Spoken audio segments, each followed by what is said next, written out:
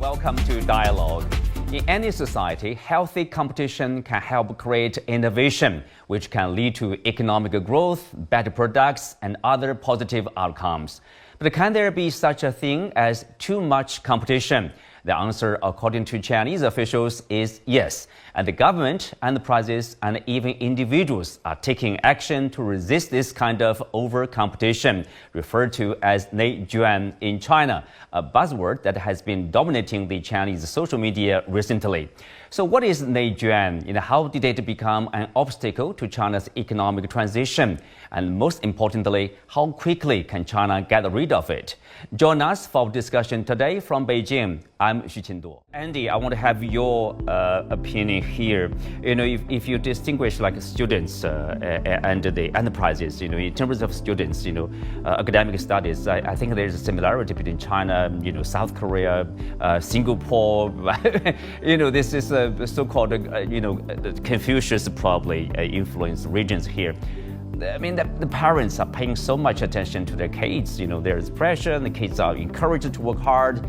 But enterprises probably is more China, let's say, more China unique.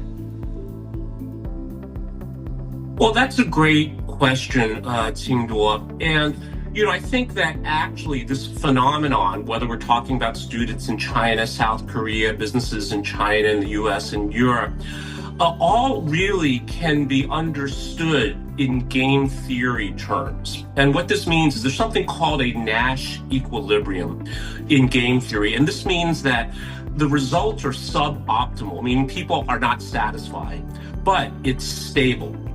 And what happens here is that you never want to be the first person to stop playing this game, even though we all know the results are not as good as we'd like.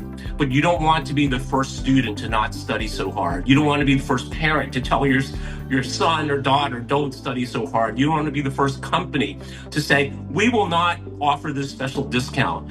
But what it takes is systemic coordinated change to move from one equilibrium point to a better equilibrium point. So this is something that I think China, of course, is attempting, as we will touch on.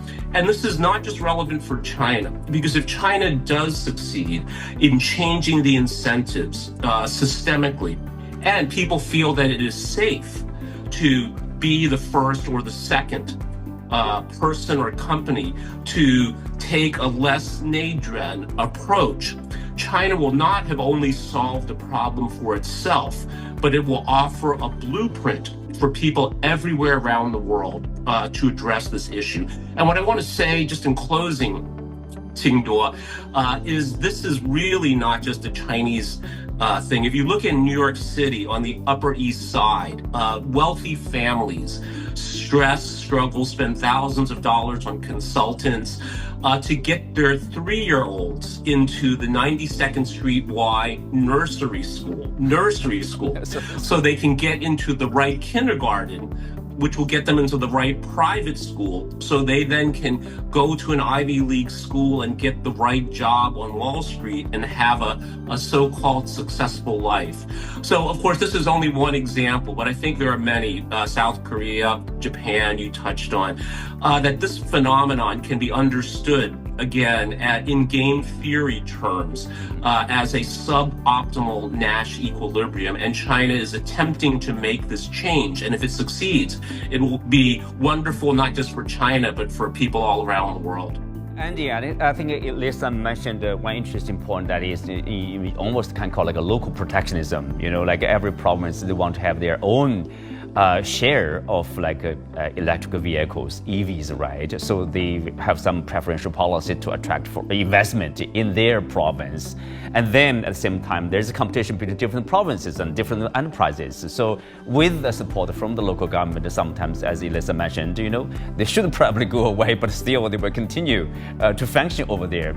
So what are we doing here in China to deal with that kind of situation? The central government has mentioned about unified market, that is the whole country as one market instead of different markets there.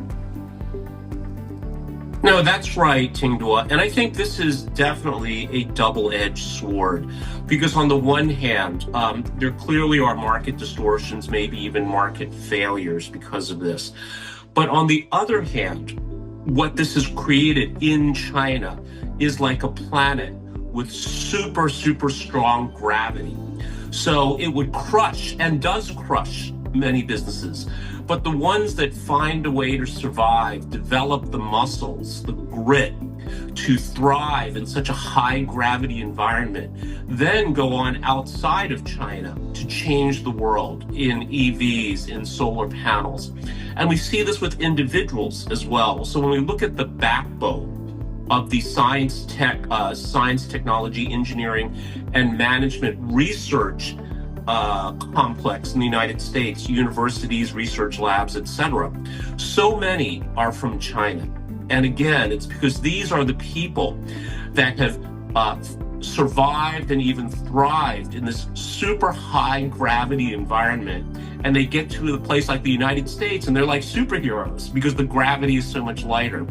So I think that certainly improvements can be made. And I agree with Angela's point that a part of this is a phase of development in that China was very poor, very backwards, had to work very hard for the success it has enjoyed. And now other things start to maybe matter more. And I think this is what the government is responding to.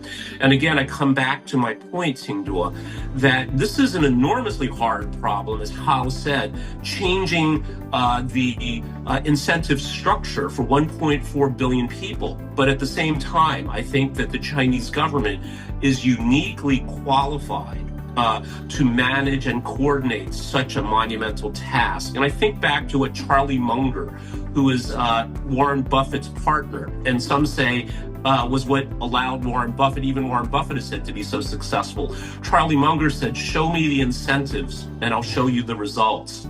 So I think here, again, that the Chinese government has recognized this and is working to change the incentives. And this will be a difficult task. I think the goal will be to reduce involution while still allowing Chinese companies and Chinese individuals to be globally successful.